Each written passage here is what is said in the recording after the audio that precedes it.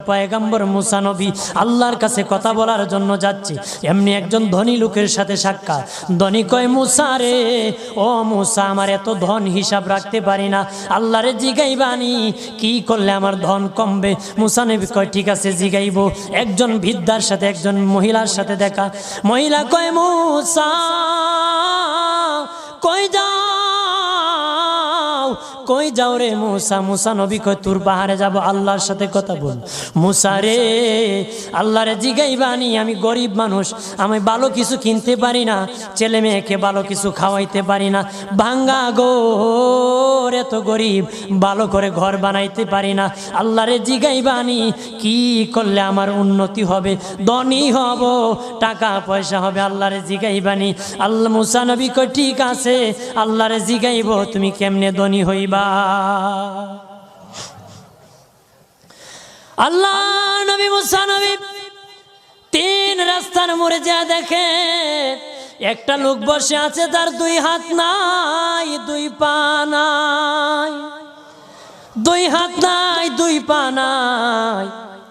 ওই লোক ডাক দিয়া কয়, মুসা রে, জীবনে কোনোদিন নিজে হাঁটতে পারি নাই, নিজ হাতে খেতে পারি নাই, কেউ খাওয়াইলে খাই, নতুবা উপবাস থাকি, বৃষ্টি আসলে ভিজি, সেখানে আমি আবার শুকাই।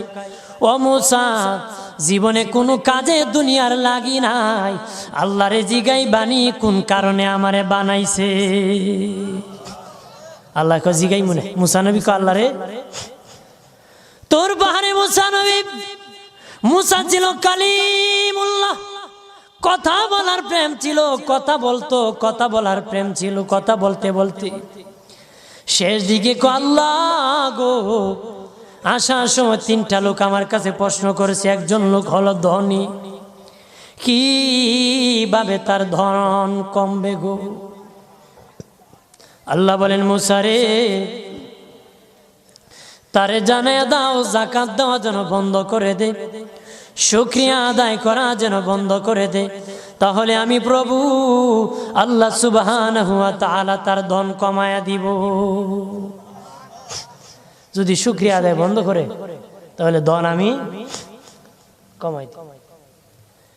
এরপরে মুসা নবী বলে, ও মালিক, আল্লাহ একজন মহিলা বলেছে তার গরিব মানুষ গরিবী হালত যায় না, যত ইনকাম করে, তার একটা ভাঙ্গা ঘর, ভালো ঘর বানাইতে পারে না গো। ও প্রভু, কি করলে তার ঘর উন্নতি হবে, তার অবনতির থেকে উন্নতি হবে? আল্লাহ বলেন, মুসা রে, মহিলারে জানিয়ে দিও, তারে আমি যা দিয়েছি তার উপর যেন সে শুকরিয়া আদায় করে। মুসা নবী বলে, মালিক, তিন রাস্তার মোড়ে গো আল্লাহ, একটা লোক তুমিও দেখতেছো যার হাত নাই, পা নাই। কত মানুষ হাত নাই গো, কত মানুষের পা নাই রে। আল্লাহ কত সুন্দর হাত পা দিয়েছে, কত সুন্দর জবান দিছে, শ্বাস দিতেছে আর নিতেছে। আইসিইউ লাইফ সাপোর্টে যদি একদিন তাকে 50-60 হাজার টাকা লাগে রে।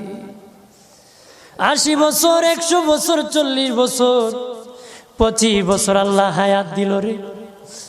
বলো রে শাস্তাগঞ্জের সুন্নি জনতা, আল্লাহরে জীবনে কয় টাকা তোমরা দিছো? কয় টাকা আল্লাহরে দিছো? এদের শ্বাস দিল, অক্সিজেন দিল আর নিল। অক্সিজেন যদি বন্ধ হয়ে যায়, প্রাণ বাঁচবে না রে। শ্বাস যদি নিতেও না পারো, জীবন শেষ, ছাড়তেও না পারো, জীবন শেষ। অক্সিজেন আল্লাহ দিল, বিনা টাকায় দিল, বিনা পয়সায় দিল, আল্লাহর শুকরিয়া আদায় করতে হবে। আল্লাহ কয়, মুসা, যেই লোক হাত পাও দেই নাই, তারে আমি বানাইছি জাহান্নামের একটা ছিদ্রি আছে, এই ছিদ্রিটা ভরার জন্য, এই ছিদ্রি খানাটা বন্ধ করার জন্য আমি এই মুসায় এই লোকটাকে আমি বানাইছি। সুবহানাল্লাহ বলেন না?